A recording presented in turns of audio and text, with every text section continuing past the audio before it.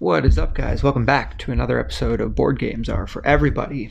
Today we are doing some more Gloomhaven Jaws of the Lion. It has been a little while since we've done this. Last time we took on another one of the Blood Tumors, and it led us here to scenario number 9, Explosive Evolution. I think we're just gonna hop into things. First things first, we're going to grab our goal cards for this scenario.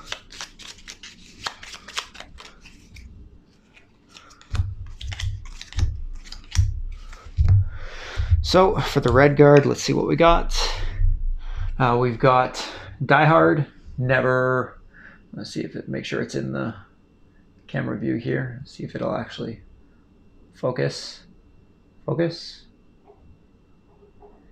Doesn't feel like focusing. You're supposed to autofocus. Camera.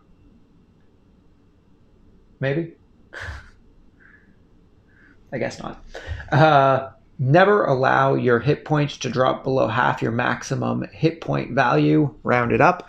So we wouldn't be able to drop below 7 hit points, which isn't too bad.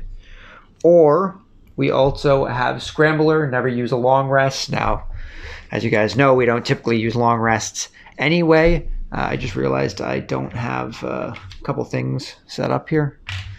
We need a treasure chest back here, and we need a handful of traps as well. I think we're going to go with... the never use the long rest, because we don't typically long rest anyway. We usually just do short rests. So I think we're going to go with never use a long rest. And I'll just grab these other trap here, or these traps here, before we check on the... How many do I need? 5 before we check on the hatchets abilities. 1, 2, 3, 4, 5. Okay, let's see what we got for the hatchets. We've got the Sadist, kill 5 or more monsters. And we have the Gambler, kill a monster with an attack that has disadvantage. This one's super easy to do, honestly. We just have to put disadvantage on ourselves. But killing 5 or more monsters is pretty doable. There are 6 enemies on the map, plus the boss, plus we have the living corpses that we'll get to in a little bit. So technically we have 12, potentially 12 enemies plus the boss. So I think we're going to be going with the Sadist, because they're both pretty easy to accomplish, but we'll go with kill 5 monsters. That's not too bad. Let's throw these back in their bag here if I can find it. And what else do we have to talk about? We do have some new creatures.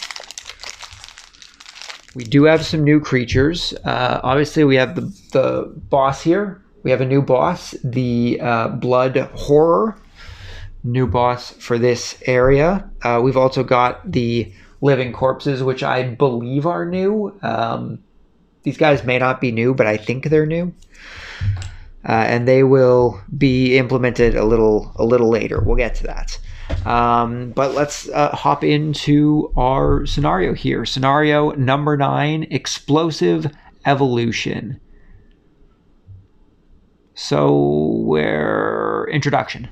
You arrive at the scene of the final tumor, but you are clearly too late. Twisted metal and charred wood greet you as you descend into the rubble. You dig through collapsed passageways until you finally find the tumor, but it has grown a hard outer shell. A chrysalis. Where are we? A chrysalis azalea. It's a descriptor. It's it's a little far. It's hard to read here. Where were we? I finally find that it's grown a hard outer shell, a chrysalis. A zealot appears. Behind you, laughing. Behind you, laughing, that the chrysalis explodes as some... Man, I'm just skipping lines here. A zealot appears behind you, laughing that Roland's plan has come to fruition, and then the chrysalis explodes as some new horror emerges. It is no longer an inanimate thing, but some monstrous collection of limbs and teeth that move with vicious efficiency. Of course, we're talking about the blood horror here. It does look pretty vicious. It does have, let's see if I can get this to focus.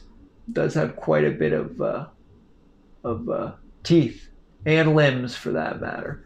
I have to figure out why I can't get my thing to focus here. Can we? Well, we can manually try and focus it. It's pretty limmy. It's pretty limmy. Hopefully this is going to autofocus back on the thing. If not, we can do this. There we go. I just realized that the top part of our board is cut off. I'm going to try and move up here a little bit.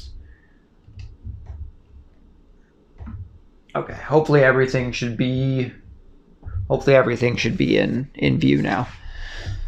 Special rules. The blood horror cannot be damaged in any way until all zealots in the scenario have been killed. Anytime a zealot is killed, leave its stand, normal or elite, in the hex which it died. Any hex containing a stand is considered neither empty nor occupied. When the blood horror revives a zealot, when a blood horror revives a zealot, remove the killed zealot's stand from the map and spawn one in the hex in which the zealot died. A living corpse. Spawn a living corpse of the same rank and stand in the hex in which the zealot died. The living corpse does not act in the round it was spawned. Note that all living corpses do not have to be killed to damage the blood horror. So we do have to kill all of the zealots, but if the blood horror brings a living corpse, we don't have to kill them in order to damage the blood horror. Boss special. The blood horror performs a move X jump action where X is the number of hexes needed for the blood horror to get adjacent to the killed zealot farthest away from it. The blood horror then revives the killed zealot if there are no killed zealots on the map or there are no valid hexes adjacent to any killed zealots. Then X instead becomes the number of hexes needed for the blood horror to get adjacent to the enemy farthest away from it. So you're trying to tell me that this blood horror can just hop either directly to a zealot or directly to us? That's pretty OP. That's pretty OP. Instead becomes the number of hexes enemy foot away from it, in which case the blood horror then performs an attack of +0 action targeting that enemy. So not only does it automatically get to jump right beside us, it also gets to attack us. So it looks like what we want to be doing is really prioritizing the death of a zealot so that if it does get something that allows it to jump, it's jumping towards a zealot and not towards us. So we're going to have to try and focus on having zealots murdered. Boss special 2. The blood horror performs a normal move +0, attack 0, action. Then if there are any dead zealots in the same room as the blood horror, it revives them. In the same room? Damn. Door hexes are not considered to be in any room. Okay, so that means even if we have a door open, I guess everything is still sectioned off. So if the blood horror is, say, down here, but there are no zealots down here, then zealots up here wouldn't be affected by him. Okay, sounds good. I think that's everything. We just have the conclusion otherwise up at the top there. So I think we are good to get started here. So we don't have any living corpses yet. So we're going to draw for the zealots and we're going to draw for our boss. Special 1. Special 1 is jump to the furthest dead zealot. Okay, so he's going to be jumping right towards us and attacking. Unless we can kill a zealot. I suppose I should actually place my characters on the board. I suppose that would be pretty helpful, huh? I knew I was forgetting something. A little hard to play if we're not, if we don't have our characters.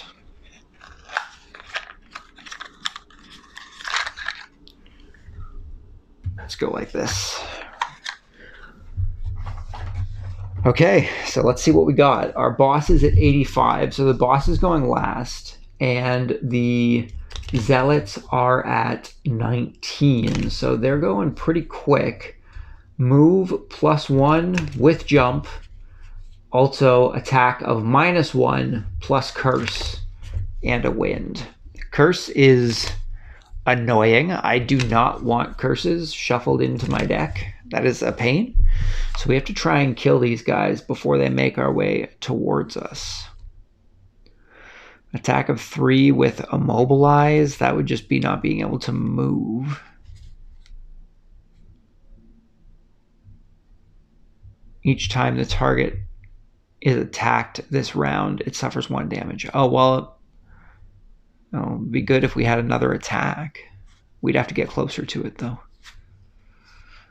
I suppose we could go... Well, I mean, we would end up being cursed if they attack us, but if it came towards us, we could use this and it would gain an extra.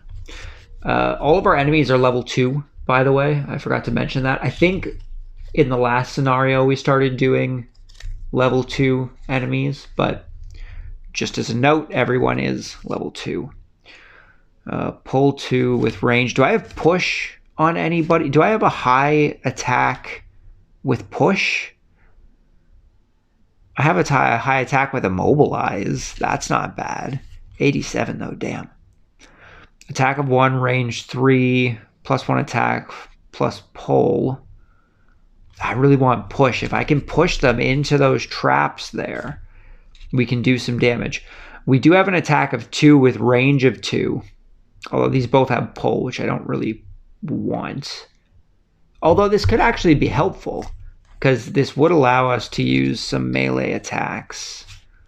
Though I need a melee attack on the bottom, don't I? I would also have to melee attack with the hatchet. Attack 2. Just attack 2. Attack 2.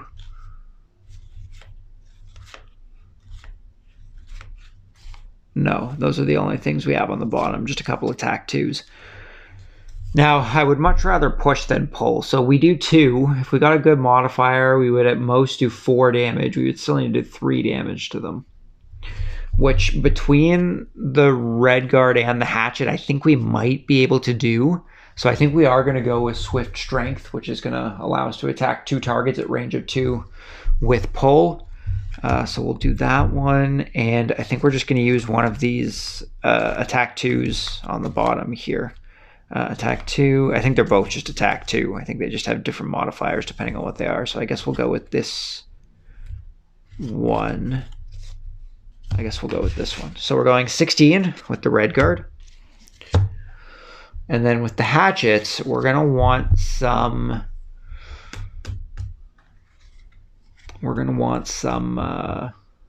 well, we might still... Zealot number 3 is going to get pulled this way, so we might still be able to do some range attacks here. Attack of 2 at range 3. Attack of 6 at range 3. We don't want to do that yet. We don't want to discard that. Don't want to discard that. An attack of 3 at range 3. That wouldn't be too bad. That could be pretty helpful.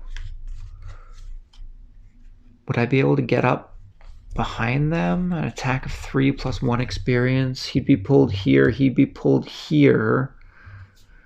I would need jump to go through the enemy. Actually, I don't even think I need jump to go through the enemy. I think you just can't land on the same space as an enemy. But if we could get behind here, we could attack both of them. So I think that's what we're going to try and do here. Because if we can get them killed, that blood horror is not going to attack us. He's going to revive a zealot. And I think that is... I think that's helpful, honestly. So we're going to try and go with this. And I need 1, 2, 3. I need at least a movement of 3. 17, 19. Yeah, we can go with that. So we're going to have a move of 3 with jump anyway. So if we do have to use jump, we're using jump. Okay, we're good to go. So our order is going to be Redguard, Hatchets, Zealots, and then the boss. So we are going to start up. We're going to... I'm going to need some... I'll probably just use money counters to count our kills, probably. So we're going to start with our Redguard. We're going to start with the Swift Strength, attack of 2 at range 2 against 2 targets with pull of 1.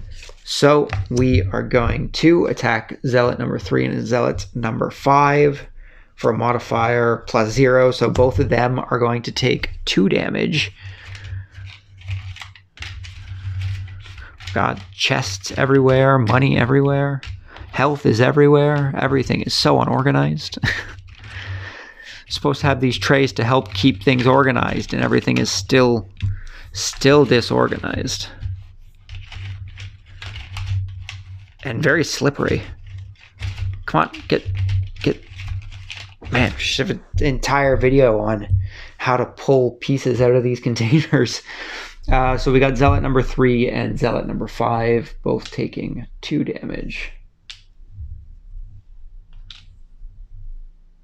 And they're both going to receive a pull of 2. Or sorry, a pull of 1. So we use that. And then we're just going to use our attack of 2.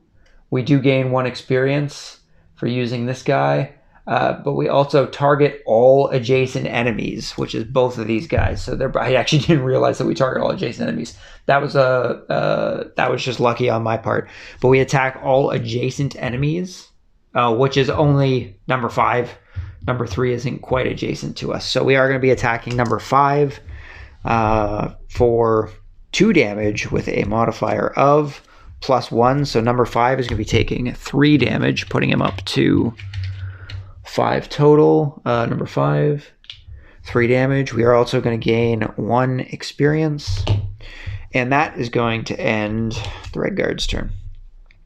So we are now on to the Hatchet, who is going to be using his movement of 3 with jump to go 1, 2, 3. Technically, I guess it's 2 because we're using jump. And then we're going to use our attack of 3, which is going to allow us to gain 1 experience. And we're going to be attacking both of these spots. So both 5 and 3 are going to take damage. We're going to gain 1 experience. Let's do that first so we don't forget. And we are attacking for 3 with a modifier of +0. So each of these guys take 3 damage. That is going to 5, 6, 7. That's going to kill number 5. And number 3 is up to 5 damage. So number 5 is dead. His stand stays there. He is just going to come over here, I guess, for the time being, seeing as he has been murdered. Was I supposed to imbue anything? I wasn't paying attention. No, nothing imbued, just our experience, which we did. Okay, so we are now moving on to the Zealot. The Zealot is doing a movement of +1 with jump. So he is moving, 3 spaces +1. So he's moving 4. And he's doing an attack of -1 with curse and imbuing a wind. So he's already next to the Hatchet. So he's going to attack the Hatchet since he's already here.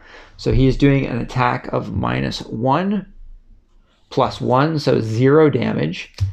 Now, the way I interpret this is that he's doing 0 damage, but he did still attack us. So I don't know if we're supposed to have curse inflicted or not, because he didn't do any damage to us. So it's not like, you know, we've been affected, but maybe we just get the curse. Maybe we just get the curse. I'm gonna make the rule that unless we take damage, we don't get cursed by anything. I think that's a fair interpretation. It could be the wrong interpretation, but it is how it's being interpreted. So that's just how it's going to go. So that's going to end the turn for the Zealot, since he is the only Zealot in this room, which brings us to the Blood Horror. So jump to the farthest dead zealot and revive or jump to the farthest character and attack. So he is going to be jumping here. I guess he goes adjacent, correct? Zealot and revive or jump to the farthest character. Yeah, so I guess just adjacent to the guy, and he's going to be revived as a living dead.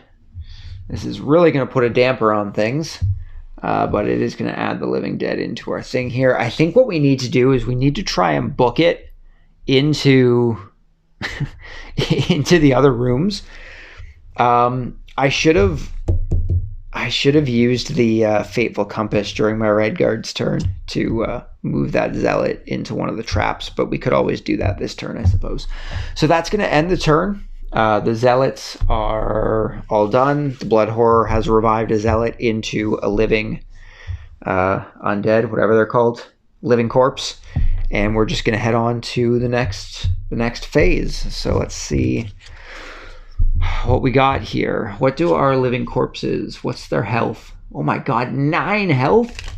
Jeez. They only have a movement of 1 though, so it's not like they can get too close to us. 9 health though, man. That's pretty crazy.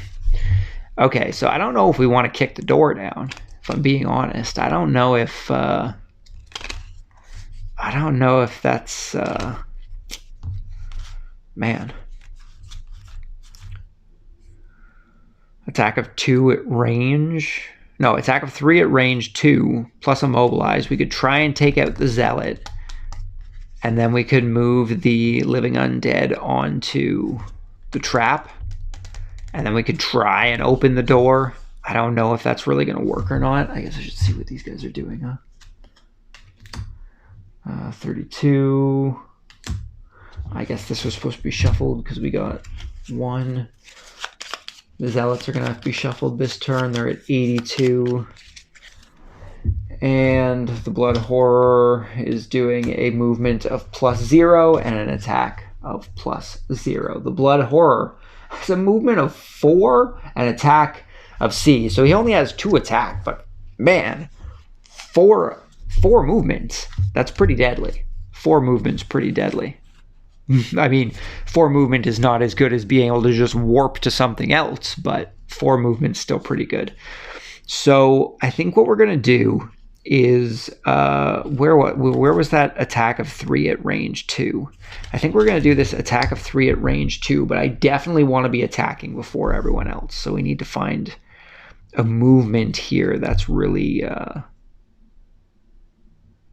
low. 19, movement of 4, that's not too bad. So we'll do that. 19. I think the hatchet killed that Zealot. I just need to keep track of our thing here. I need to keep track of kills so that I can get my perks. Let's see what we got for the hatchet here. So, okay, we don't have to worry about living undeads, but they don't move that far. So long as we can outrun them, I think we need to prioritize taking out the Zealots and just let the living corpses do their thing. I think we need to prioritize taking out the Zealots and then work on taking out the Blood Horror, and we're just going to try and avoid the living corpses as much as we can. Just have to hope they don't have one of those stupid attacks that can target us from across the map like those other enemies did. Okay, an attack of 3 at range 3. We have already used the thing with our favorite token on it, so we aren't going to be able to do that. So the Red Guard's going to be breaking the door down, and then the Zealots are going to get to attack. In this room, the Zealots are going to get to attack. So we need to try and focus on the hatchets doing damage. Do I have a double enemy damage on anyone? Attack of 3 at range 4 to 2 targets, but we have to discard the card. And I don't I don't really know how I feel about discarding cards, but we really need to prioritize taking out these zealots, or that blood horror is going to murder us if it gets one of those. If it gets one of those ones that lets it hop to us instead of hopping to a zealot. So I think we need to focus on this. And we could always use our, although I guess technically it's not a discarded card. During your turn, return one of your discarded cards to your hand. But do we have anything? Well, we could use the favorite. We could put our token on something. But we'll keep that in our back pocket for now. We'll keep that. So we're going to be doing this attack of 3 at range 4, but we need some movement so we can get in there. 1, 2, 3. He'll be able to attack 1, 2, 3, 4. We might 1, 2, 3. 1, 2, 3, 4. How much are they moving? The zealots. A movement of 3. Just a movement of 3. So we should actually be okay to do this. So we're going to use this movement of 3. And that's still going to put us before everyone else, so that's good. So we have got, what's our order? We've got 19, 24, so it's going to go Red Guard, Hatchet, 32, Zealot, Boss, and then Living Corpse, Boss, Zealot. That's our order here. Okay, so we are starting off with the Red Guard once again, which was the plan. So we are going to start off by doing an attack of 3 at range 2 with Immobilize. We're going to be attacking Zealot number 3 here.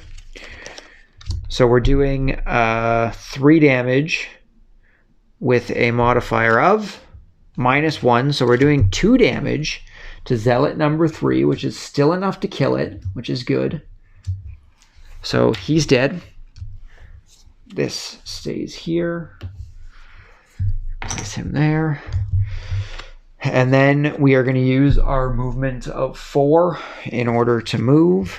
So we are going to go 1, 2. Oh, sorry. No, we're not using our movement of 4 yet. We're using our compass first.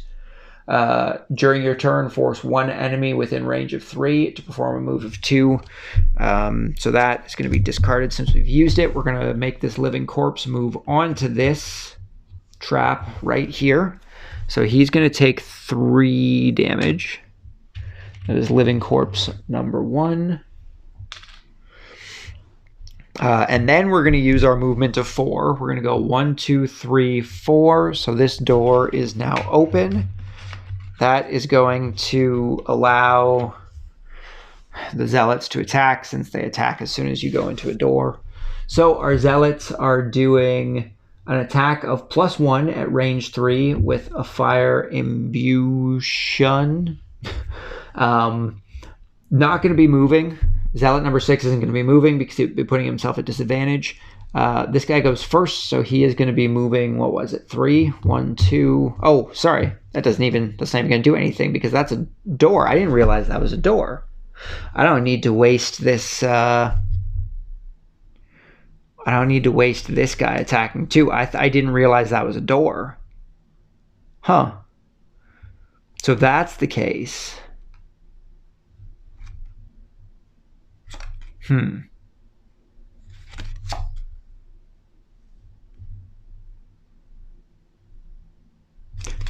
Well, we're going to keep this one because I do want that attack of 3 at range 3. That's still good, but I think we're just going to have to use a movement thing. I didn't realize that there was a door over there. Attack of 5 at range 3, dang. Move 2. All adjacent enemies suffer 1 damage. Move 1. All adjacent enemies suffer 2 damage. It's not going to work. Move 3 with jump. That wouldn't be bad. We could go 1, 2.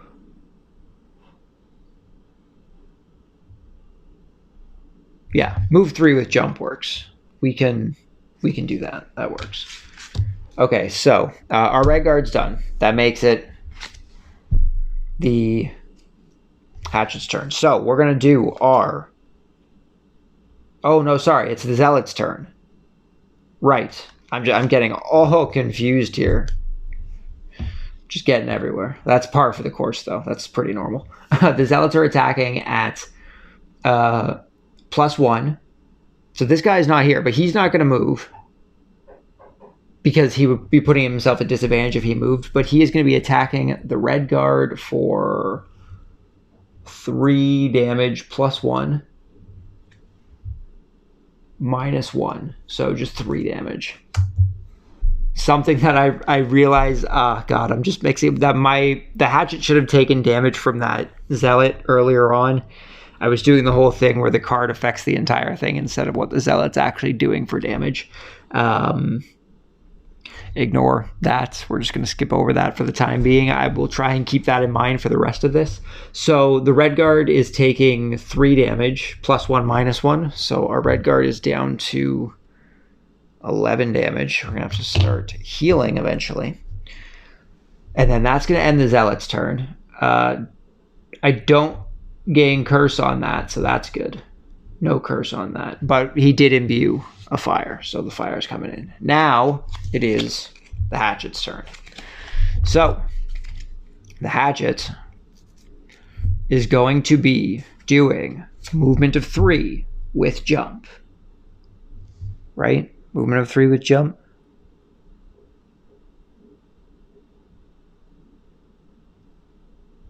Should I try? Should I try and kill that thing completely? Should I have used a different thing? Attack of 6. I really want to save my higher things for the boss, but unless we get rid of these Zealots, we can't even damage the boss. So we're still going to use this movement of 3. Although it would have changed the order of things. Movement of 3 with jump. Movement of 3, 1, 2, 3. I guess we can still use the movement of 3. That's not a big deal. I think we're going to hold on to this, though. We're actually going to switch over to...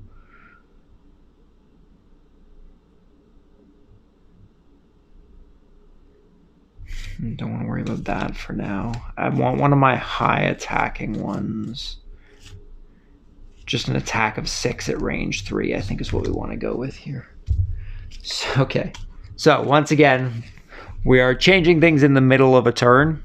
It's okay. It's okay. Just ignore that. So, we're using our movement of 3. And we're going to go 1, 2, 3.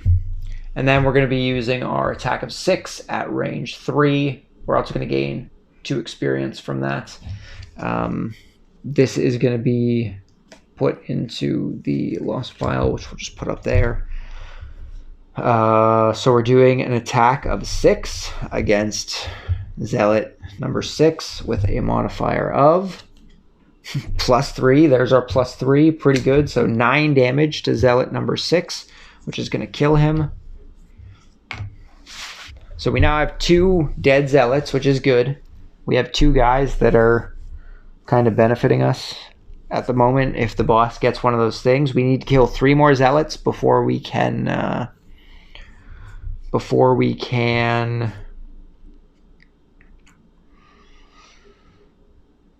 start taking on the boss. So hopefully that's not going to be too bad. The Hatchet just killed an enemy, which is going to be another tick on our Sadist. So we still need to kill 3 more enemies with the Hatchet.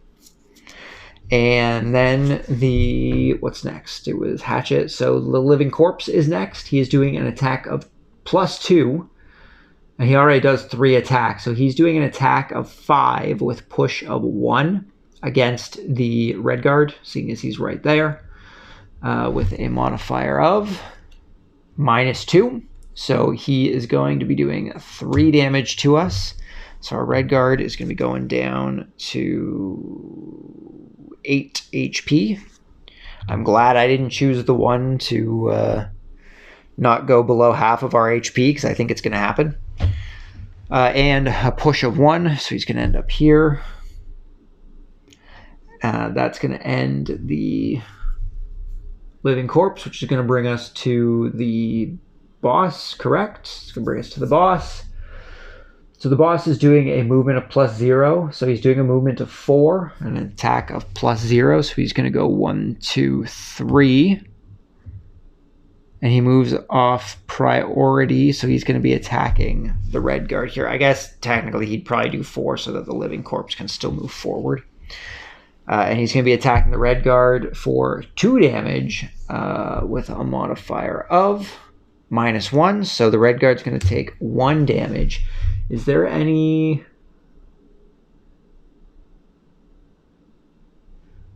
No, just a damage of 1. Okay, so we're at 7 damage. I also realized that the living corpse, if this attack is performed, the living corpse suffers 1 damage. So we need to put 1 damage onto our living corpse. Still has 5 damage left to go, that living corpse. That's pretty deadly. I think we need to start healing ourselves. We definitely need to find a way to get rid of those traps. So we're going to have to start using some of our jump movements to get rid of those. And yeah, we're going to continue on to the next phase here. That was everybody. So we're going to try and use a jump to get into the zealot room there so that we can try and get as far away from the boss as possible. Especially with that movement of 4, pretty deadly. Living corpse at 21, zealot at 35, and the boss at 54 twin missiles. I definitely want to get out of the way of that, but with movement of 3, that's going to be tight. That's going to be tight. Okay, so we need a movement with jump. 4 with jump. All enemies move through suffer 1 damage. But I'd have to discard the card. Now, I'm not necessarily going to move through anything. We'd be going 1, 2, 3, 4. We wouldn't be moving through anything, so that would be a waste of the card. Movement of 4, movement of 2, movement of 5. The only thing I can really do is use this movement of 6. With jump, we'd go 1, 2, 3, 4. We can try and do some damage to that zealot, but we have to be careful about that. So movement of 6. And we're doing an attack of 4. So that zealot, we don't have to worry too much about until we're in the room. However, the boss is at 54. Okay, and the living corpse is at 21. So the living corpse is pretty low. But we have to use this movement of 6 with jump if we want to get into that room, which we do. And then maybe we'll use this attack of 4, add +3 attack if the target has negative conditions. I don't know if I have anything that can add conditions. That's pretty good. 4 + 3 just for having a stat condition on it. Disarm is a negative condition. Okay, we're going to have to go like this for the time being. So we're going 40 on the red guard. So that living corpse is going to be coming after us, which is not good. Not good at all. I really need to heal, honestly.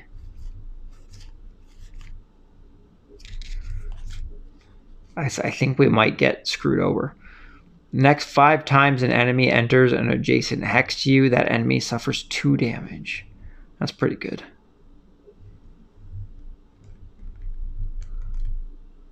So if I use that, what if I use that movement of 6 with jump? Hold on, where is that? If I use that movement of 6 with jump, anytime, the next 5 times an enemy enters a hex adjacent to you. So if I move, like say I went 1, 2, 3, 4, 5, 6, that would be 6 damage put against that guy. But the way I read the card is that it says when an enemy enters a hex adjacent to you, not when I enter a hex next to an enemy. But I suppose it could be interpreted either way. Next 5 times an enemy enters a hex adjacent to you. Because me moving into a hex is still an enemy being adjacent to me. So we could do that. We could put 6 damage onto the Zealot. That's kind of how I interpret it. I guess it makes the game a little easier, but I mean, with the amount of enemies that we got going on, I don't know if that's really all that bad. Hey, what do we got? I think that's what we're going to do. And I think that's how we're going to interpret it as well, because, well, I'm the one playing and I feel like that's how I feel like interpreting the game. Let's see what we got with our hatchet here. So an attack of 6 at range 4. 1, 2, 3, 4. We could try. Do we have a move with jump anywhere?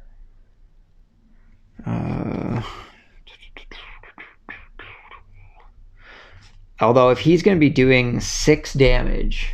Oh yeah, fuck. The Zealot has 11 HP. Oh god. Do I have movement with jump at all? Movement 3. Move 4. On your next 4 move abilities, add +2. It's pretty cool. Move 3. Double the value of your next attack this round. Damn. I'd have to find a way to get that guy closer to me. 1, 2, 3, 4, 5, 6. 1, 2, 3, 4. Range of 4. Just trying to plan out my stuff here. 1, 2, 3, 4, 5. That would be 4 damage. 6. What's the Zealot doing right now?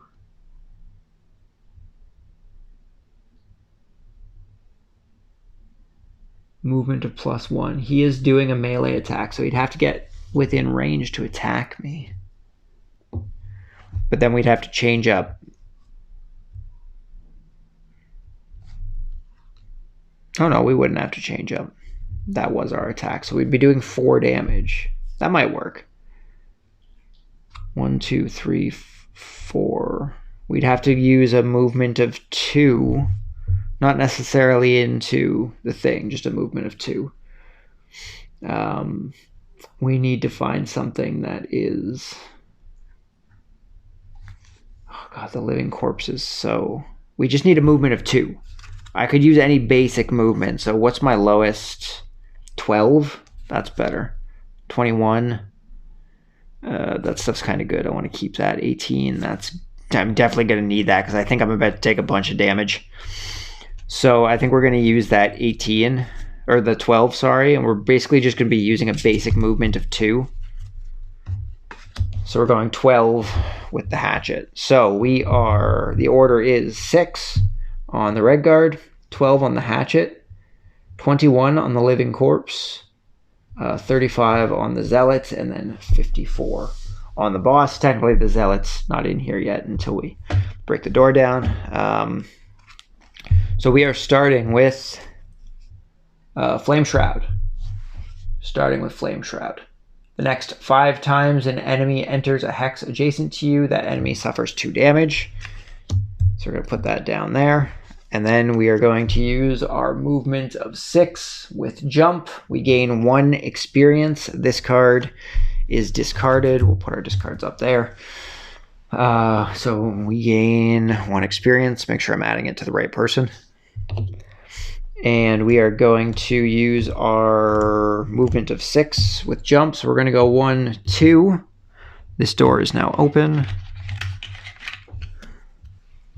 And then we're going to go 3, 4 for 2 damage, 5 for 2 damage, and then we're going to come back 1 for 6. So we did 4 damage to the Zealot.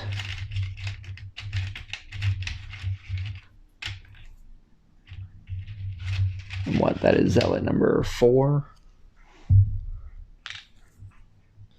So this elite has 11 HP. It's still got 7 HP, which isn't bad because we're about to do... I guess we're not about to do double because we chose not to use that one. But 6 We just have to hope we get a modifier, basically. We just have to hope we get a modifier. Hopefully, hopefully. Okay, so he took 4 damage. We are on track number 2. And then with the hatchet, we are going to be doing we're just going to be doing a basic movement of 2 with this one here. We're just going to be using our basic movement of 2, so that goes into our discard. We're going to go 1, 2, just to try and get a little farther away from that living dead. Oh wait, sorry, no, it's not even our turn yet. The zealot has to go because we broke the door down. So the zealot's going to go. Technically, that puts him back into the thing. The zealot is doing a movement of +1 and an attack of -1. So the zealot is going to move within range to hit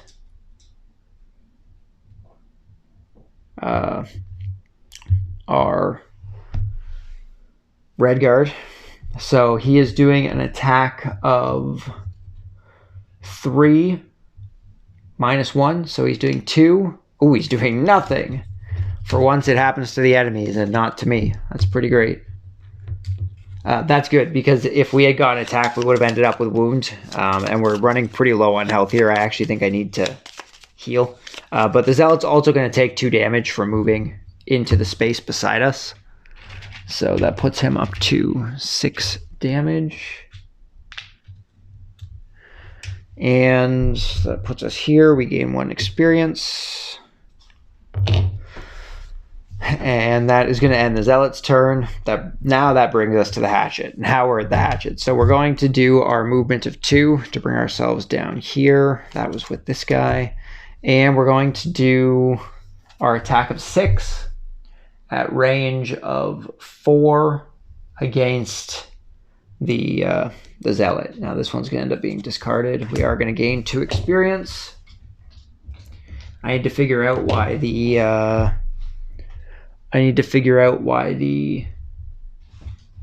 camera isn't focusing on stuff that's close to it for some reason. It really wants to focus on the back here.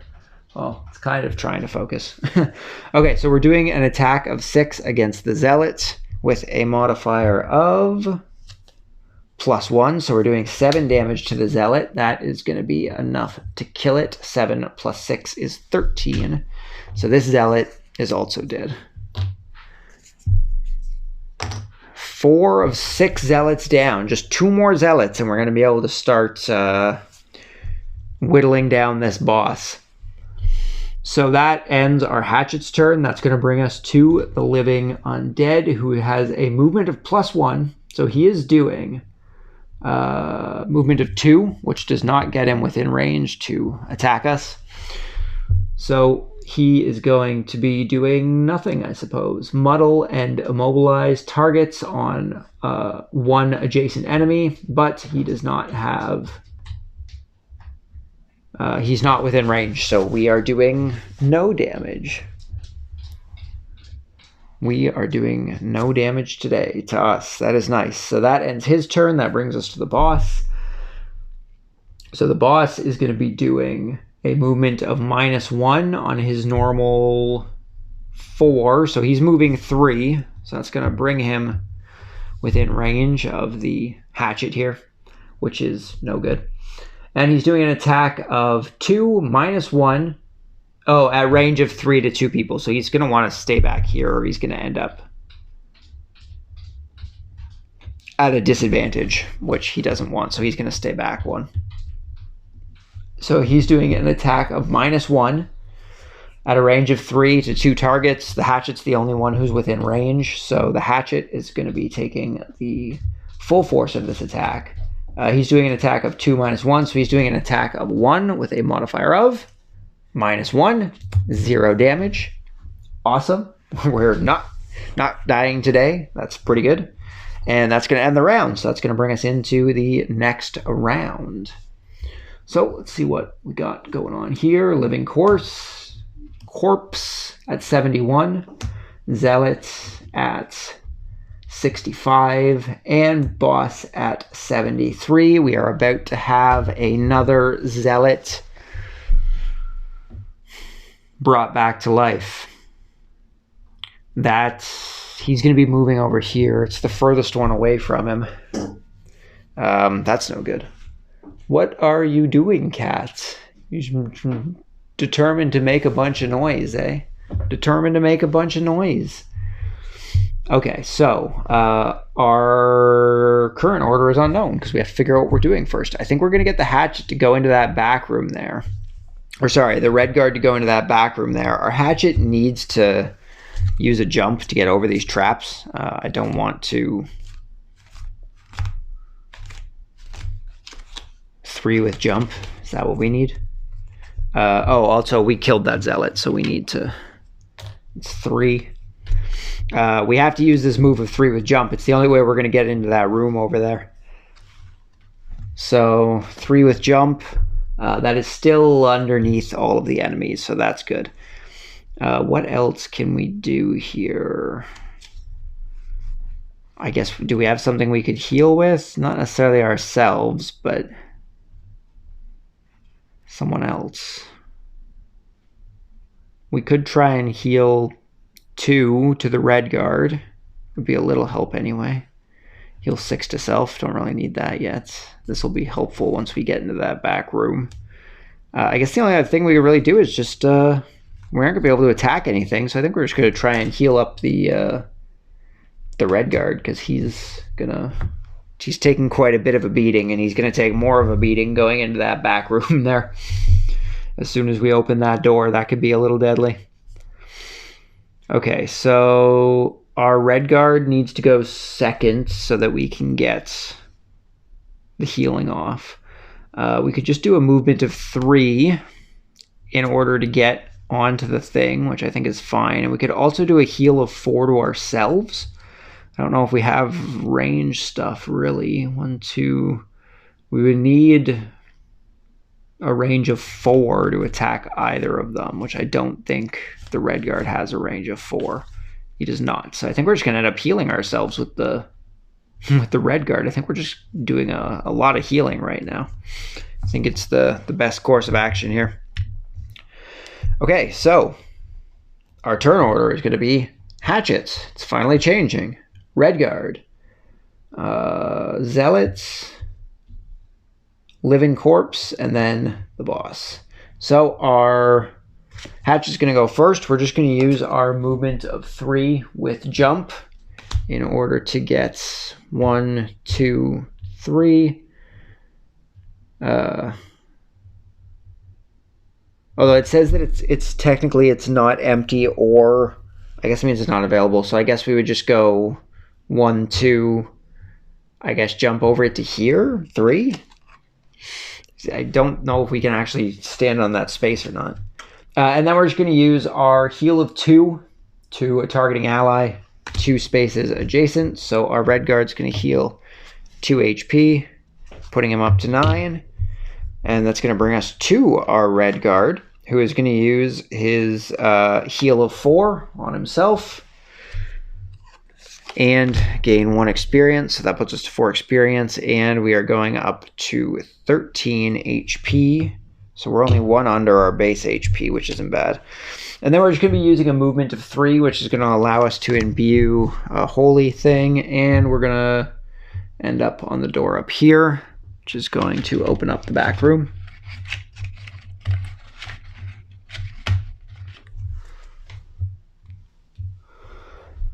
Okay, that ends that. So the zealots get to go because we open the room. They get to go right away. They're the next ones to go anyway. So they have a movement of -1. So they're moving 2. So it's going to be 1, 2, 1, 2. And they're doing an attack of +1, but they are not adjacent to us.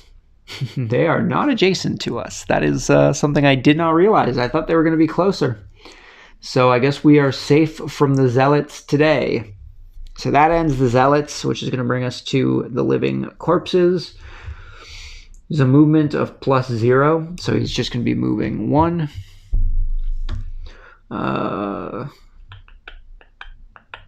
And doing nothing because they can't attack us, which is going to bring us to the boss, doing special 1. He is going to be coming all the way over here to this guy. And we are going to have an elite living corpse coming up on us here. That's no good. That's no good. But that's going to end this round. So let's head into the next round. We got the boss doing another special one. That's going to put him over here, which is good. I want him out of the way for the time being. That's all right. 77 for the zealots. And 81 for the living corpses, so that's not too bad. We can definitely get into the room and start taking out these zealots. That'll be helpful for sure.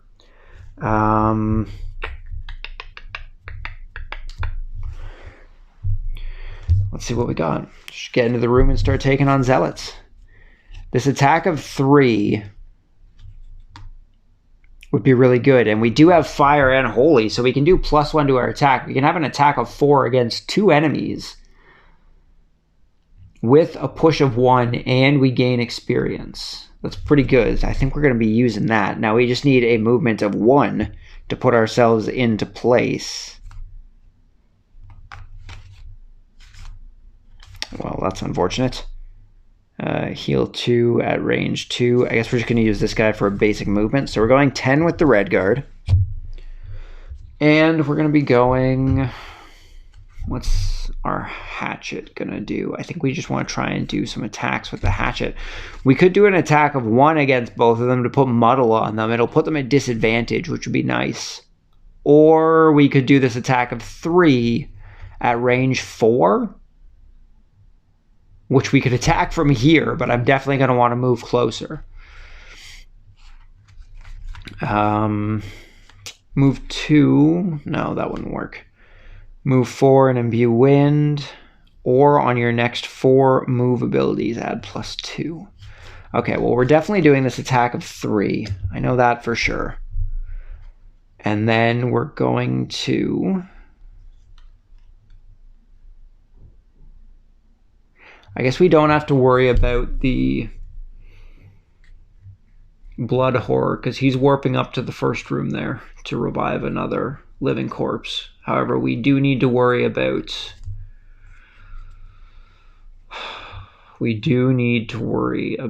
this living undead because he is an elite. He would be doing 4 + 1. He's doing 5 to us. Well, we are at 11 health still. That wouldn't be too bad. That wouldn't be too bad, I guess. So we could... Do I have something else at range 4? I do, but not against both of them. That's only range 3. I think we're just going to move. I'm just going to move. Yeah, we're just going to move. We're just going to use... I guess this guy here is a basic movement. 46. That still puts us above everything, right? Yeah, it does. Okay. So our order is going to be red guard, hatchets, 77 zealots, blood horror, and then the living corpse. So we are starting off with our red guard. We're just going to use our basic movement of 2 with the red guard to move up 1 here. Now this actually does a damage to both of these guys because they are adjacent to us, so they are both going to gain... It's 2 damage, right? They both gain 2 damage.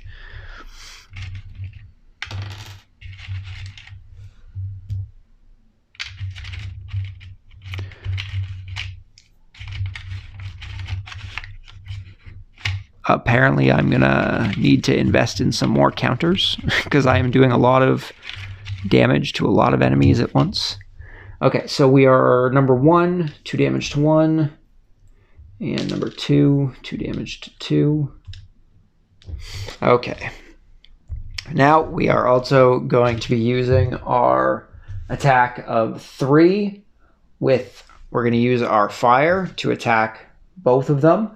We're also going to use our holy to gain +1, plus push, +1 experience.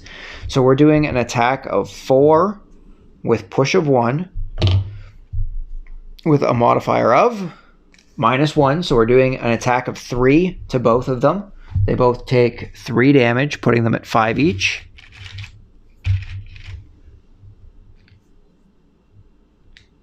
And we're doing a push of 1, so they're both going to get pushed back here. And that is going to end their turn. We have 2 HP left on Zealot number 2 and a lot more left on Zealot number 1. What is it? 11. So 6 left on Zealot number 1.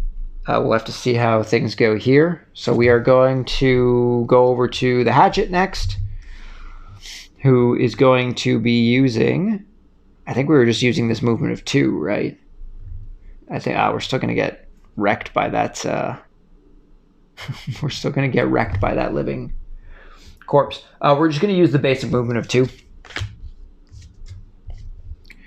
to go 1, 2, and then we're going to be using our attack of 3 at range 4 with 2. We're also going to use this imbued wind to gain 2 experience.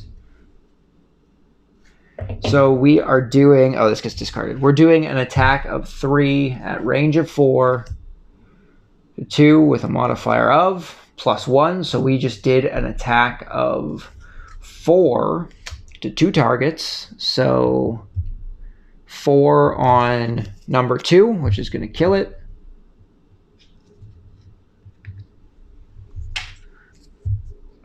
And 4 on to number 1. Take that one off, right?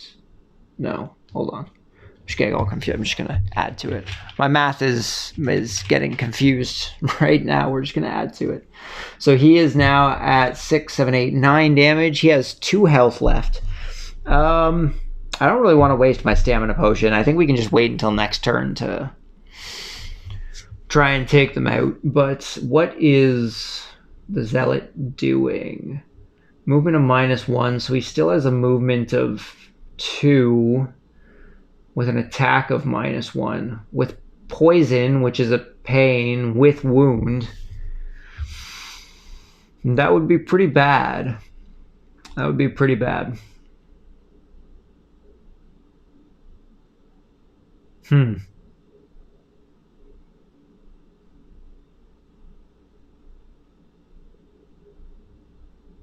Do I want to just try and kill him? I could use my stamina potion now. I'd rather use it on something. I'd rather use it on the boss, honestly. We could just heal ourselves. I don't know if I still have heals with the... But I think I do have a team heal with the hatchet. I think we should be okay. Oops. Oh no, I have healed a self with the hatchets. Don't have a team heal, so I really don't want to end up with poison or anything, because unless we use a long rest, we're going to get wrecked.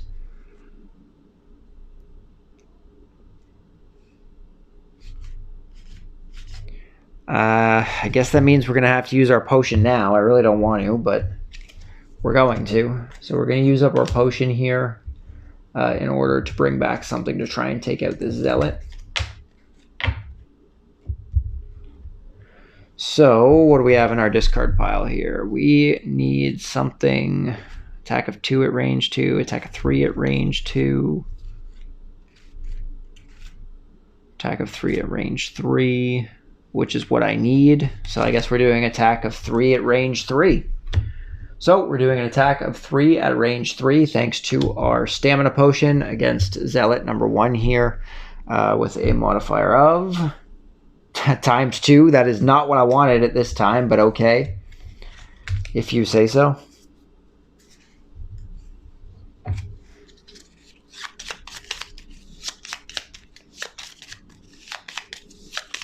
So that Zealot is super dead, like super dead. He got pushed back. He was there. So all the Zealots have been taken out. That is a good thing. Let's get all this health back here. We can now take on the, start taking on the blood horror here. Now that all the Zealots are dead, we can start doing damage to it. It has 24 HP, which is a bit of a pain. I'm actually going to keep track of that on one of these so that I'm not marking 24 things down. These things are definitely helpful for keeping track of boss health. For sure. I should toss that up there for now. Okay, so that ends the Hatchet's turn, which is going to bring us to the Zealots, which are now dead, which is going to bring us to the boss using Special 1. Is he coming back here now? 1, 2, 3, 4, 5, 6, 7, 8. 1, 2, 3, 4, 5, 6. No, he's coming back here. So he's going to be reviving this guy back here.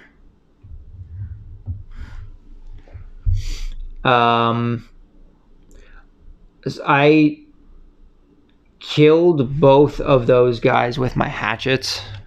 So we have completed our Sadist card.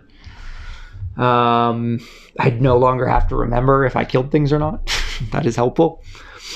So Blood Horror's done. That leaves us to the Living Corpse. Living Corpse number 6 that just got spawned in doesn't attack this turn. However, this guy is going to move. Now, the game says you're not supposed to move things as if they're really dumb. Like, say, moving into a trap and taking damage. But I think a Living Corpse wouldn't know one way or the other that it's walking into a trap. So I think trying to get to us, Living Corpse number 1 here would totally walk into this trap. I think he would. So that's 3 damage onto Living Corpse number 1, which puts him up to 7 damage. He still has 2 health left. Living Corpse number 3 has a movement. He's definitely coming towards us, which is a pain. Movement of 1. Oh, movement of 1 minus 1. Oh, geez. Sorry, neither of these guys were moved. I was reading the Zealot, not the Living Corpse. Movement of 1 minus 1. So the Zealot, or the Living Corpse isn't moving, which means we are not getting attacked by the Living Corpse today. Beautiful. Man, I need to learn how to read properly. I need to pay more attention to these cards. So I guess that's going to end the round. We don't have to worry about Zealots anymore. They're done. So Living Corpse is at 68. The boss is doing Special 2. What's Special 2? I don't think we've got Special. Move +0, attack +0, revive all dead Zealots in the room. Well, good thing he's in a room that doesn't have anything. I think I'm just waiting for him to come into this room over here. We will have to deal with a living undead once he comes in, but I think we're just waiting for him to spawn over here so that we can just start wailing on him. Because to move all the way back, we'd have to go through the living undeads. I'd have to get through the trap again. I think it would be a bit of a pain. So I think we're just going to try and move up and grab that treasure chest up there. 1, 2, 3, 4, 5. I need 5. I do have a movement of 5. Okay. And it's loot each hex that you enter. Dang, man. But also attack of 4 at range 2. That could be super useful. Do I have any other good moves? 4 plus jump. 1, 2, 3, 4. 1, 2, 3, 4. 1, 2, 3. Technically, that isn't a space, so 4 with jump could work. That would also be discarded. All enemies move through suffer 1 damage. I wouldn't be moving through everything. 2 damage instead. I think we're going to go with this just to get that movement. We can get up to that chest. I'm counting this as something I can jump over, by the way. Seeing as it is and is not filled, it's a little confusing, but... And then, do I have a heal still? I don't have a heal. What's the best thing to get rid of, I guess? I guess just a shield +1 could be helpful. Or immobilize, target all adjacent enemies. We can't target anything, but we could at least imbue a holy. So I think we're going to go with that. So 13 on the red guard. Let's see what we got for the hatchet. The hatchet's also just going to kind of move up. We could try and take out this living corpse, but he has 14 health. Ridiculous. So I think we're just going to be moving with our...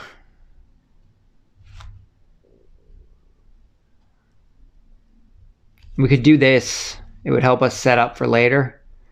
On your next 4 move abilities, add +2. That would be nice. But I wouldn't be moving anywhere this turn, which could be a pain.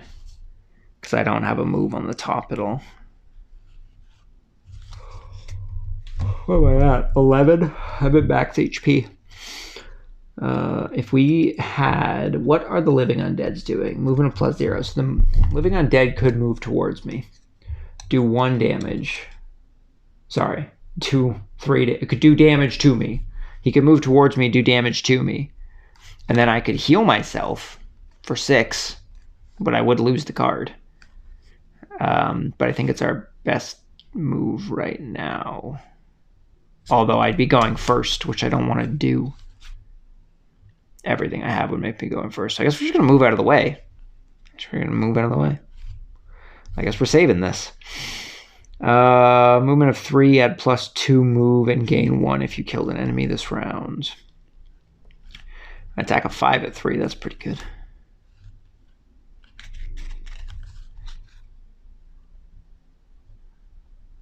Yeah, we just want to move, really. I guess we'll get rid of this one. Movement of 2. Don't need to heal. I guess we're just going to waste this. Can't really do anything. So, our turn order is going to be Redguard. No, that is a lie. It's going to be Blood Horror, Redguard, Hatchets, Living Corpse. So, the boss, +0 to movement, +0 to attack. Now, it does have a movement of 4. It could move into this room here and revive this guy. So, it's going to go 1, 2, 3, 4. We are reviving this guy down here. Oh, jeez. Just knocking things all over the place, trying to get these things in.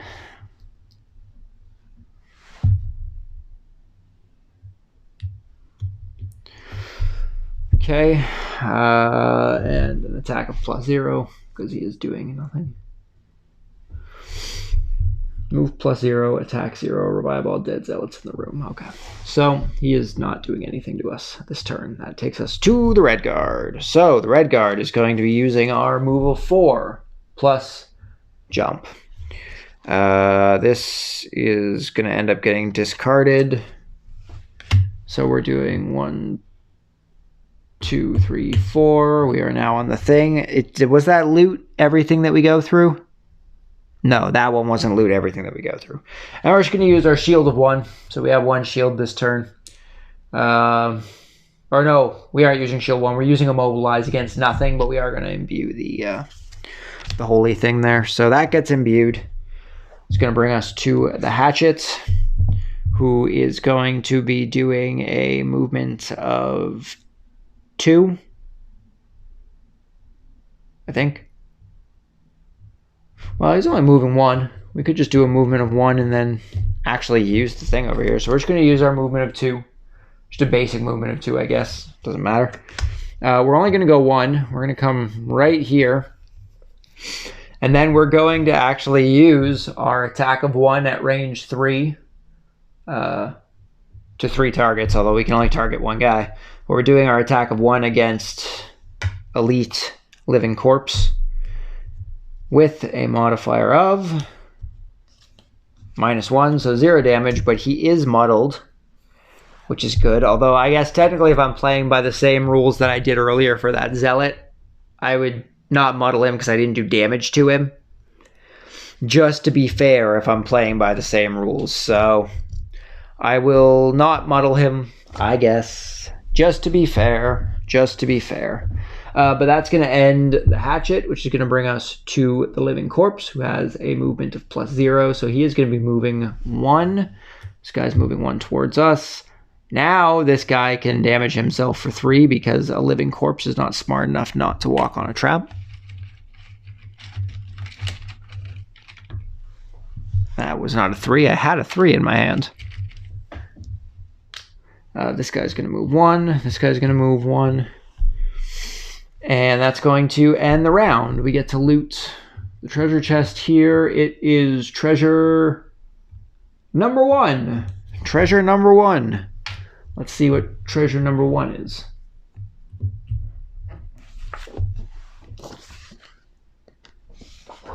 treasure number 1 is gain 10 experience. I apologize for the glare on the book there. The lights are everywhere. Gain 1 experience. Gain 10 experience. Gain 1 experience. That would be a pain. So our red guard is going to gain 10 experience, putting him up to 15 experience so far. That's pretty crazy. And that is going to end the round. So we need to shuffle for the living corpses here.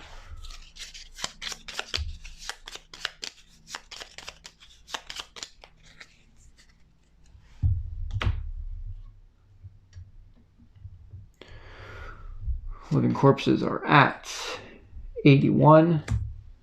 And the boss, special 1. Another special 2. Dang it. Well, that's not quite what I wanted, although he is getting closer to us, which makes my life easier, at 17. So 17 for Blood Horror. Let's see what we got left here. Not a whole lot.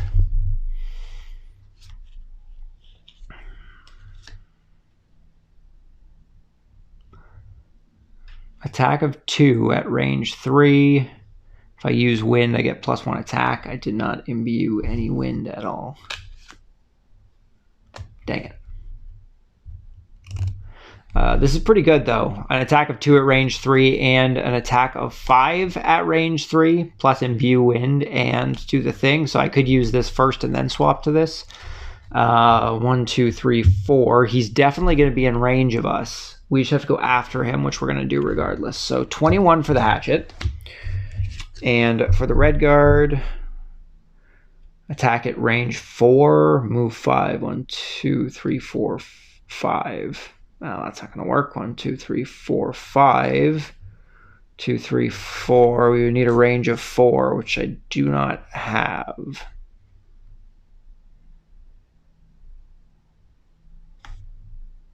I do not have. So the red guard's not going to be doing a whole lot here. We've got movement, but we wouldn't be able to attack at all, which is not helpful. I guess it doesn't really matter all that much. We just want to make sure we go after other stuff. So we're going to go 40.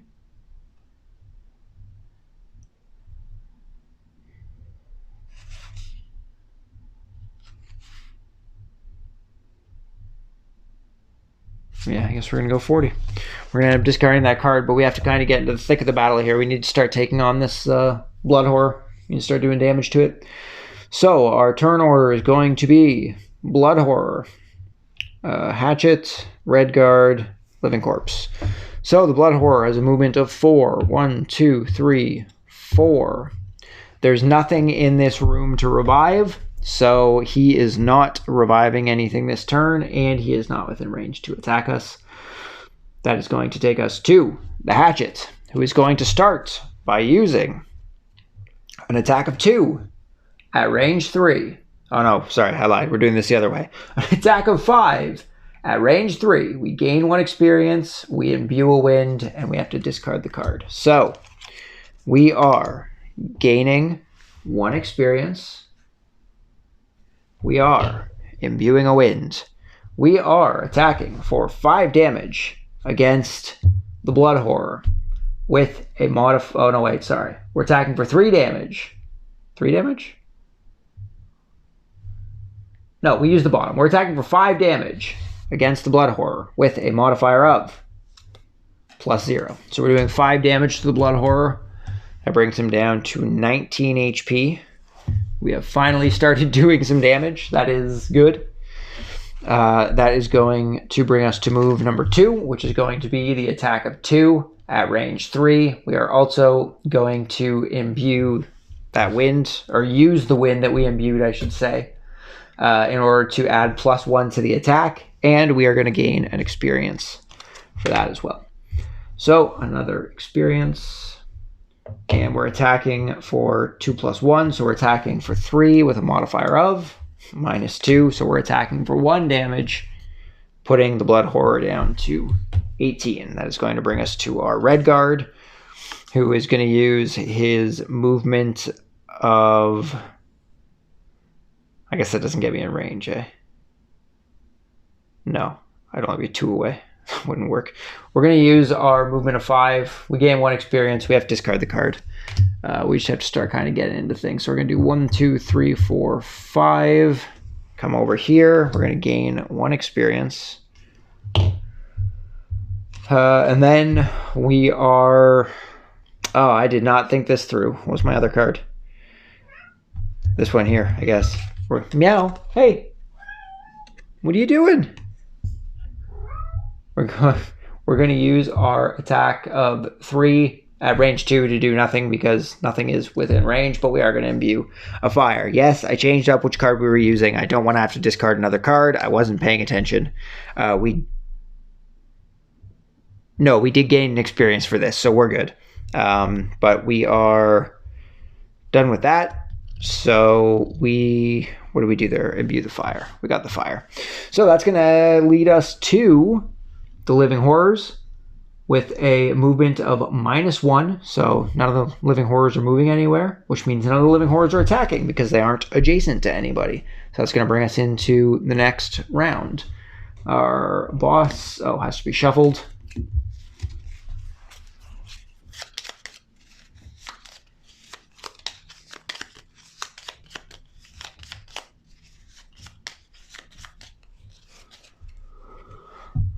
Our boss is at priority 73, special number 1. It's going to bring him into the back room here, but he is doing it last.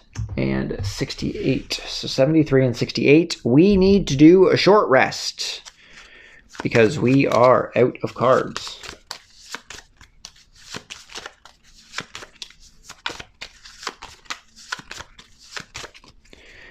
We are discarding attack of 3 at range 2. That should be okay. Don't have an issue with that. And for the hatchet, let's see what we're getting rid of here.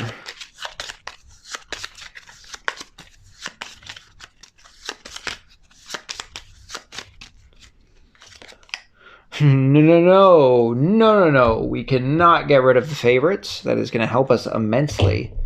So we are going to take 1 HP. Attack of 3 at range 3, that's fine. We can discard that. But this favorite's definitely going to help us out. We want to keep this for sure. We gain +3 attack to any of our range attacks. That's going to be super helpful. Granted, we're only going to get it once, but we can use it against the Blood Horror.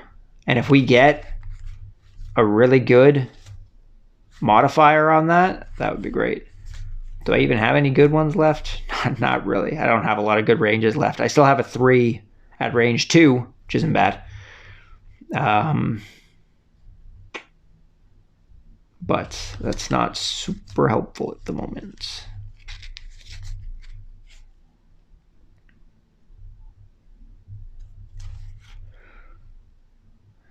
Attack of 2 at range 3. 1, 2, 3. Yeah, we could do that. We could do that. Okay, so we're going to go 17 with the hatchet. Oh, apparently I didn't pick up my card there. 17 with the hatchets. And what can we do with the red guard here? 73. Can we go after 73? We sure can. The Blood Horror is going to move back here and heal this guy here into a living corpse. So we could try and go afterwards and just try and do a stack of damage. Each time after an adjacent enemy attacks you, that enemy suffers damage equal to your shield value, which is currently 0. I think shields get redone at the beginning of each turn, don't they? An attack of 4, add +3 if the target has negative conditions. We could use the fire to gain advantage on it. It wouldn't have a negative condition, so we wouldn't be able to gain anything from it, but we could still be doing 4 damage with a potentially good modifier. That's pretty good. But we'd have to move. So do we have 2 range attacks that can get us better? We do not. So we'd be better off moving into range to attack with, what would that end up being? 1, 2? We'd have to do 2, right? So we need to move at least 2. We could use this movement of 3. And then use this attack of 4. I think that's what we're going to do. So we're going to... Oh, no, but we have to go after the Blood Horror. That was the whole point of this. That was the whole point of this. Move 3, attack... Well, we can still do it the other way. We can... This is going to be a little weird, but we're going to try it. We're going to try it. We'll see how this goes. So our turn order is going to be Redguard, 17, Redguard, Hatchets, Living Corpse, and then the Blood Horror. So starting off with the Redguard, we are going to be moving for 3, and we're going to imbue the Holy.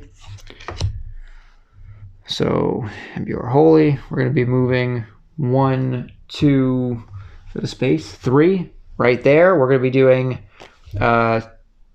2 damage to the Living Corpse and 2 damage to the Blood Horror. We also gain an experience for this being up. So we gain 1 experience. We are doing 2 damage to this guy. 6, 7, 8, 9, who is not dead because he's an elite. And we're doing 2 damage to the Blood Horror, which brings him down to 16. And then we are going to be using our attack of 4. We are going to use our imbued fire in order to gain advantage, and we're also going to be gaining 2 experience, but we have to discard the card. That puts us up to 19 experience for the Redguard so far. That's pretty crazy. So we are doing an attack of 4 with a modifier of +1, +1. So we're doing 5 damage to the Blood Horror, which is bringing him down to 11 HP. Getting close, getting close. And that is going to end our turn. That brings us to the Hatchets, who we are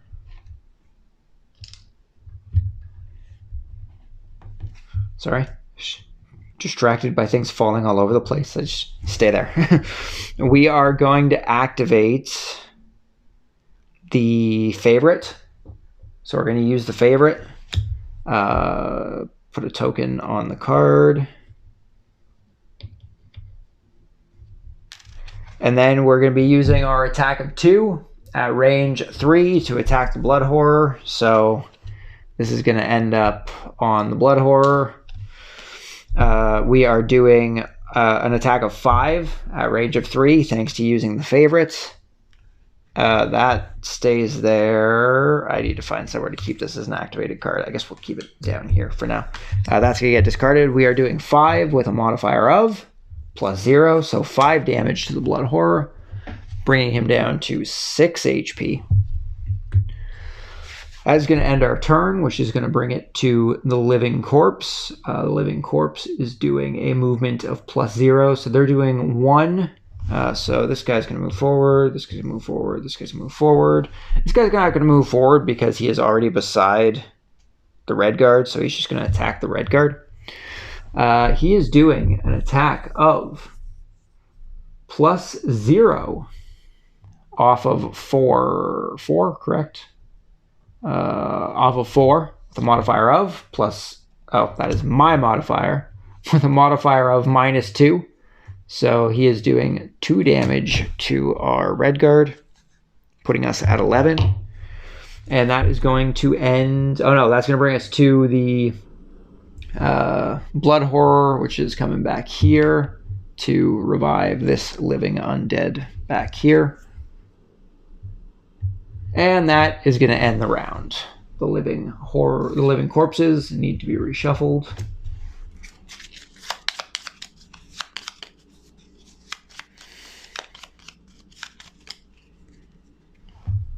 They are priority 68, the boss priority 54. The boss only has 6 HP left. If we don't kill it before it attacks us, We should be ashamed of ourselves, honestly. So what we're going to do is I think we're going to use a movement to try and get within range there, so we can just do this melee attack and get the one experience. May as well. I think that's what we're going. So 21 with the hatchet. And can we move up far enough to do an attack on him? Do we have a good range attack? 1, 2, 3, 4. 1, 2, 3, 4. Do we have a good range attack? Attack of 3 at range 2 with immobilize. That's not bad. Guess we'll go with that. 19. Okay.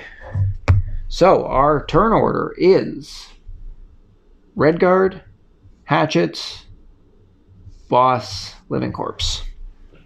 Okay, starting off with the Redguard, we're going to use our movement of 4. Just a movement of 4. Nothing special. To go 1, 2, 3, 4. Just going beside. And we are going to use our attack of 3 at range 2 with immobilize. And we're going to imbue a holy, but it's already imbued, so it's not that big of a deal. I don't think the Blood Horror can be immobilized, so that doesn't matter. But we're doing an attack of 3 with a modifier of -1, so we're doing 2 damage. Bringing us down to 4. And that's going to bring us to the Hatchet, who is going to be doing a movement of 4 and imbuing a wind. We're going to go 1, 2, 3. We're just going to go right here. And we are going to... Is it attacking both of them? I guess it is attacking both of them. I guess we're attacking the Living Corpse as well. We're going to be doing an attack of 3, and we gain 1 experience. We're doing an attack of 3 with a modifier of +0. So 3 damage to the Living Horror, and 3 damage to the Corpse, number 4. So 3 damage to Corpse number 4. The Blood Horror has 1 HP left, so we just need to survive this turn and we should be good to go.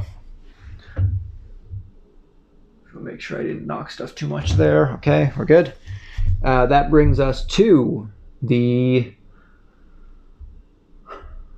Blood Horror, who's doing a movement of -1.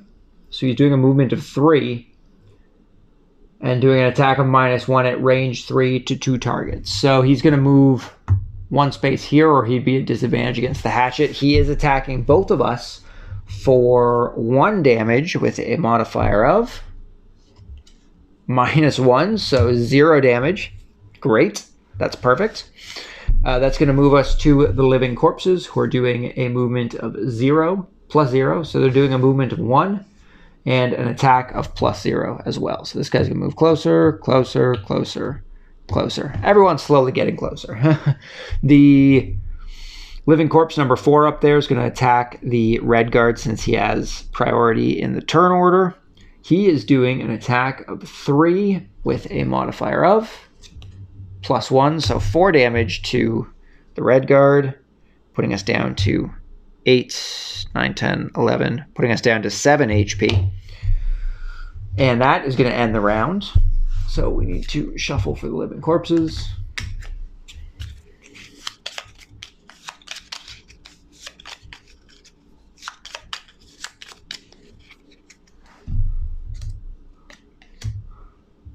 $47 and 79. So let's see what we got going on here. Move. We just need some attacks. Where are our ranges? Attack of 3 at range 2 is perfect. Do I have a bottom range attack still, or did I just have the 1? I just have the 1. Add +1 attack to all your attacks this round. Obviously, we're going to go with that. And for the Hatchets, sorry, for the Redguard, do I have range attacks with you left? Attack of 2 at range 2, that works. And a heal of 2 at range 2, why not? Give some health back to the Hatchet, if need be, or even to myself. I guess I could do that. I am within range 2, that's what we said in an earlier scenario. So our order is going to be Hatchet, Redguard, Living Corpse, and then the Blood Horror. So the Hatchet is going to start by using add 1 to all your attacks this round.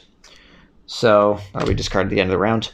Add +1 to all my attacks, and we're going to be doing an attack of 3 at range 2. We're also going to be using our wind that was imbued in order to gain the experience and do a push of 2, although the push doesn't really matter all that much, but we are going to gain that experience, which is nice. So gain 1 experience, and we are doing an attack of 3 at range 2 +1, so an attack of 4 at range 2 with a modifier of, oh god, do nothing. Of course. Our Hatchet has failed. This is why the Redguard is the backup. I swear if the Redguard also gets to do nothing, that would be a bad turn. Let me tell you. So that ends the Hatchet's turn. That's going to bring us to the Redguard, who is going to start by just doing the heal 2 against himself at range of 2. We'll get 2 HP back to put him at 9, and then we're going to do an attack of 2 at range 2 to 2 targets. I guess we would roll disadvantage for the Living Corpse, but we're going to do attack of 2 at range 2 to 2 targets with a pull of 1. I feel like that's not the card that I wanted. I thought I had one that had push. Oh well, doesn't matter. Attack of 2 at range 2 to 2 targets with a modifier of ×2 for the horror, which is going to kill it, and do nothing against the Living Corpse. So I guess the Living Corpse we do nothing against, but we did get ×2 on the horror. So the horror has been defeated because we just did 8 damage to it. No, we just did 4 damage to it, but it only had 1 damage left. So let's just very slowly roll that damage down. And we have a dead Blood Horror, which completes the scenario for us. Defeating the Blood Horror was the end of the scenario. That was our goal. So let's get into our conclusion. The horror's tendrils whip in a mad frenzy, as if trying to grasp at the life that is quickly leaving its grotesque form. As it bleeds out onto the stone floor, as movements grow more, languid? As movements grow more languid until, with one final agonized screech, its terrible mass becomes still. Around it, the undead abominations it created also collapse to the ground. And with that, the thing is done. As far as you can tell, you've destroyed the awful creatures of blood that plagued the city, and in doing so, thwarted the vile group behind the disappearance of the blacksmith and so many others. You can finally stop dodging the widow's messages and update the city guard on everything you know. Roland seems to still be alive, but surely the guards can take it from here in mopping up this stupid cult. And you can go back to actually getting paid to kill things. In fact, as you walk towards the sleeping lion, vaguely dreaming about the hot bath, you recall a recent rumor going around about someone along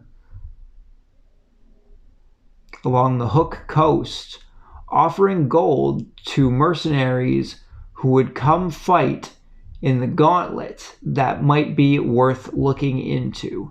Rewards, 20 experience each. Add items 15 through 20 to the shop. Ooh, new shop items. New location, the gauntlet. Scenario number 10. So each of our guys just gained 20 experience. This puts us at 39. Can I get to 39 here? No. So 19 plus 20. I'm just going to keep that in mind.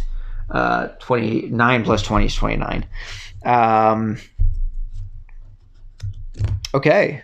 Okay. Let's do our post game roundup here. Post game roundup time. So let's do the red guard first. We did indeed complete our scrambler goal, never long rest. So we gain a check mark for that. I don't have my pencil. Give me 2 seconds. I'm going to go get a pencil.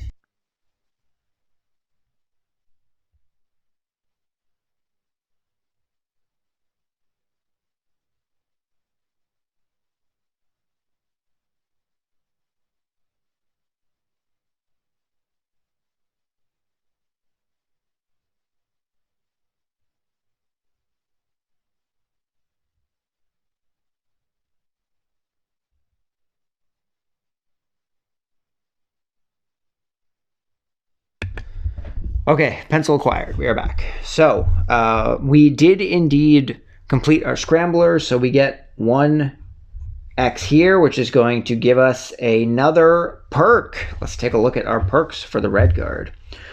Replace a -1 with a +1. Replace a +1 with a +2 fire. Replace a +1 with a +2 holy. Add a +1 fire holy. Add a +1 shield. Replace 1 +0 with a +1 immobilize. That's not bad. Replace a +0 card with a +1 wound. I like the idea of having that +1 wound. I also like the idea of getting rid of one of my -1s. Like we've been doing for the rest of this, we've been getting rid of all of our cards that don't help us, that are a detriment to our attack. So I think we're going to replace a -1 with a +1. I think that's what we're doing with the red guard here. So these are all the ones that I've taken out already, correct? So where is my deck of my deco cards? So we need a +1, just a regular +1. Was not a regular +1? Replace a -1 with a +1. Where? I don't have a regular +1. Guys, I don't have a regular +1. Maybe we can't do that unless we get rid of one of our cards that is a +1. Maybe we'll have to hold off on doing that because we don't actually have a +1 to add. I guess we'll have to get rid of one of our +1s beforehand. Do I have a +1 in here? No, we've just been getting rid of minuses, right? Oh, that's a shame. I guess we'll have to hold off on that for now. So let's see what we got here. That +1 with wound sounds pretty good. I think we might go with that. Replace a +0 with a +1 wound. We'll go with that. Why not? So we need to get rid of a +0. And we're going to add that +1 with wound. Alrighty. So that is enough for our perks. Pretty good. Pretty good. We gained 29 experience plus 6 experience for completing the scenario. So that is 35 experience we gained. We currently have 106. So that puts us at 141, correct? Nope, hold on. 19 plus 20 is 39. Plus 6 is 45. So that puts us at 151 experience, which puts us up to level 4 at 150. So we are now level 4 with our red guard. Let's see what cards we have to add.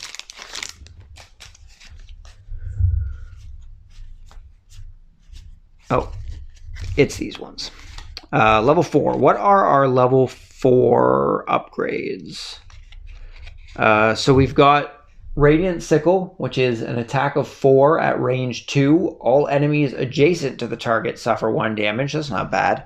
We've also got an attack of 1, target all enemies within 2 hexes. If we use fire, we also add wound and gain 1 experience. Bottom is a move 2, or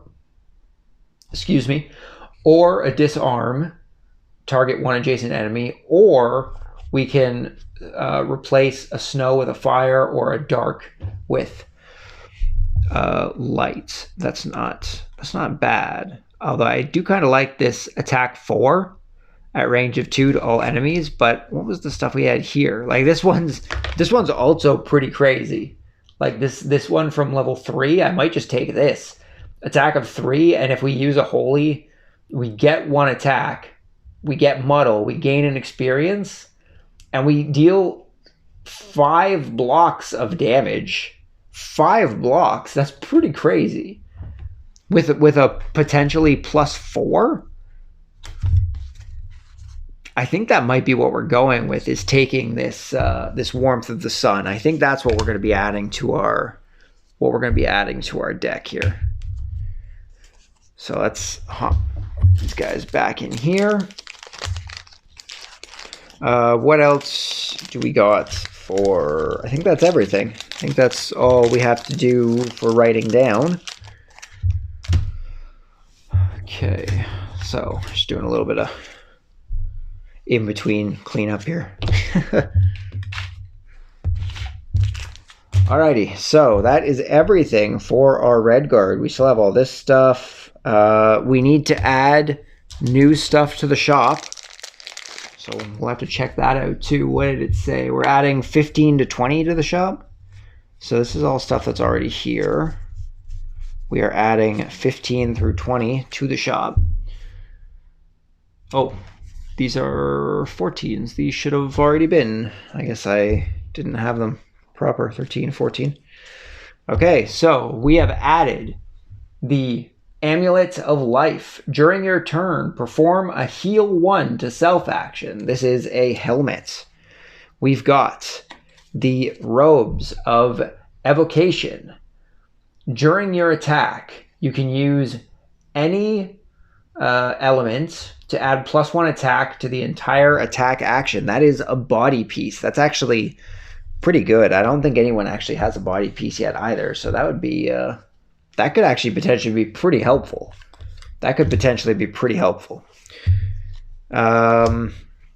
We've got comfortable shoes. Everyone needs comfortable shoes. This is pretty mandatory. Whenever you use the basic bottom action of an ability card, perform a move 3 action instead of a move 2 action. That's not bad. An extra movement, that could be pretty useful. We got a weapon, an item, the Battle Axe. During your single target melee attack ability, turn the attack into the following. So attacking 2 positions instead of 1. We have also got the Black Candle. During your ranged attack, add Curse to a single attack. Ranged with Curse is good for the hatchet. I might try and pick this up with the hatchet. That's pretty good. How much gold does my hatchet have right now? 21 gold. Not that much. How much gold do I have with the 15? So I don't even have enough to buy it yet, but I'm going to try and keep that on my radar because that would be pretty good. And the last thing we got a couple stun powders. During your attack, add stun to a single attack. So those are being added. This stuff has not been added yet. We are going to try and keep both the comfortable shoes and the Black Candle in mind. I definitely want to be able to buy those. Having that extra movement using a basic movement would be pretty good. And definitely having that Black Candle to add Curse would be pretty great. So we are done with the red guard here. Let's see what we got with our hatchet now. So we did indeed complete our Sadist, kill 5 or more monsters. That gives us another perk with the hatchet as well. So let's see what we got here. Replace 1 + 0 with a +2. Muddle. Replace a 0 with a +1 poison. Replace with a +1 wound. Replace with a +1 immobilize. Replace with a +1 push 2. That's not bad.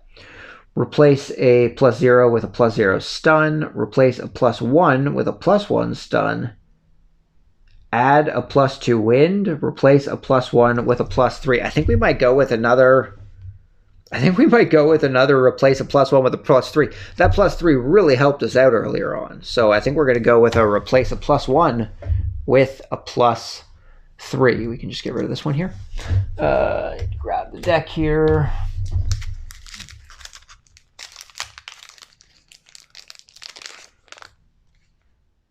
Oh, that was the monster one, wasn't it?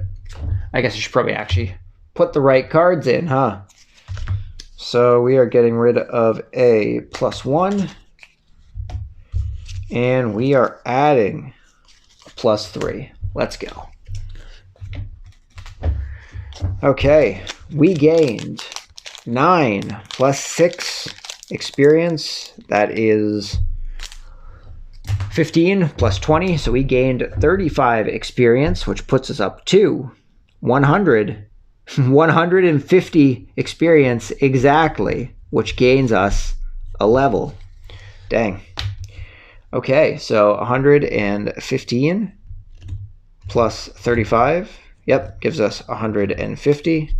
So that's going to gain us a level. We are going to get another card with the hatchet as well.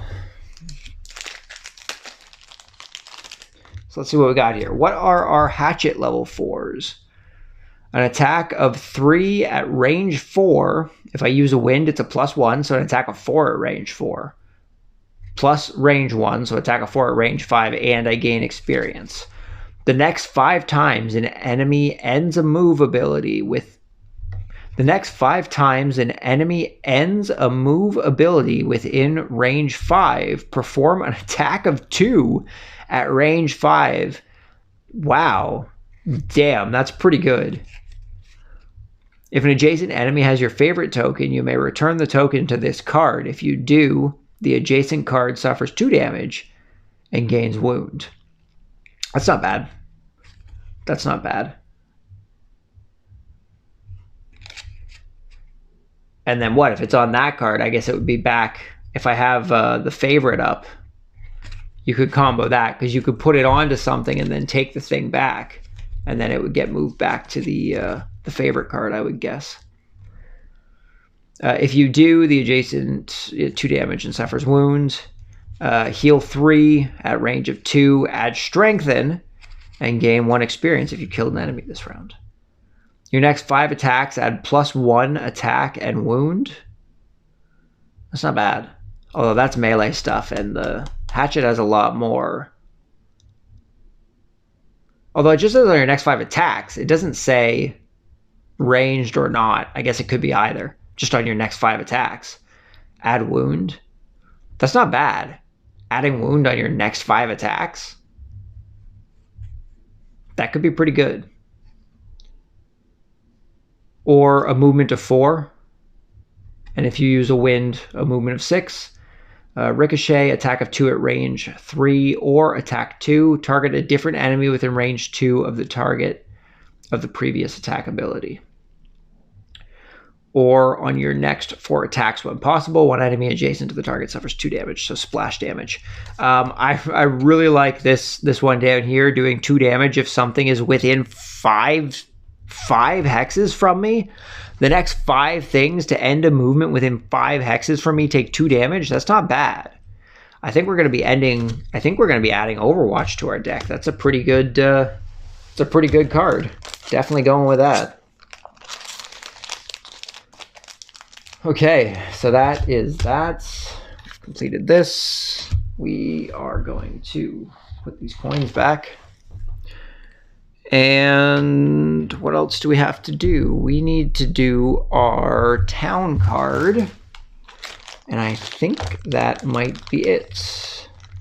Okay.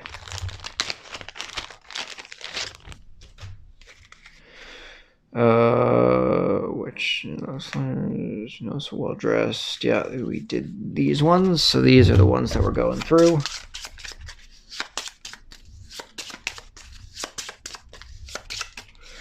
Okay. You enter the Sleeping Lion and find Zane, a local barmate who always seems down on his luck for one reason or another, sitting at the counter. The barkeep has just refused to bring him another drink until he pays off his tab, but Zane perks up when he sees you approach. Oh, perfect, it's the Jaws. Seems like this is a good time as any to cash in on that drink you all owe me. What do you say? You don't remember owing him a drink. In fact, you're pretty sure he was supposed to buy your next round after you helped clear an imp out of his garden. Option A, it's one drink. No need to kick the guy when he's down. Buy it for him. Remind Zane of the actual score. I think we just gotta be nice guys. Grab the guy a drink. It's just one drink. Option A, it's just one drink. It's fine. You cough up a few coins to spot Zane a drink, and you see a hint of relief play across his face. After a few rounds, you're having a good enough time that the difference doesn't matter anyway. The real experiences are the friends you made along the way. Lose 5 gold, gain 5 experience. So each of our guys just gained 5 experience, but we did lose 5 gold. Well, 5 collective gold anyway. So that means that we're doing a little better experience-wise. 5 experience isn't a whole lot, but I mean, I guess in the grand scheme of things, we did only just reach level 4 off of that. So 155. We'll just take the 5 gold off the hatchet, so that puts us down to 16.